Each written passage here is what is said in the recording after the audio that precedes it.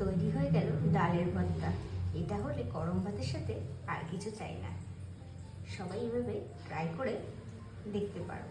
Morning everyone, আজকে বানাবো ডাল দিয়ে একটা সুন্দর রেসিপি।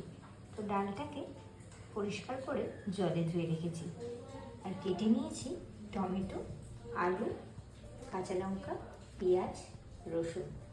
তো তোমাদের দেখাবো আমি এরপরে একে একে এই ইনগ্রিডিয়েন্টসগুলো সব এর মধ্যে দিয়ে দেবো। চলো তোমাদেরকে দেখাই সবজিগুলো আমি কিভাবে ডালের মধ্যে দিয়ে দিই। অন করে দিয়েছি, ডালের মধ্যে এই উপকরণগুলো সব দিয়ে দিয়েছি। এরপরে একটু এর সাথে অ্যাড করব একটু নুন আর সর্ষের তেল। তারপরে এটাকে ঢাকনা দিয়ে সেদ্ধ হওয়ার জন্য রেখে দেব। সর্ষের তেল এর মধ্যে দিয়ে দিয়েছি। এরপর আমি এটাকে সেদ্ধ হওয়ার জন্য অপেক্ষা করব, আর ওপরে দিয়ে দেবো একটা ঢাকনা। ডালের মধ্যে সামান্য হলুদও অ্যাড করেছি, আর ডালটাকে পুরো এরকম শুকিয়ে ফেলতে হবে।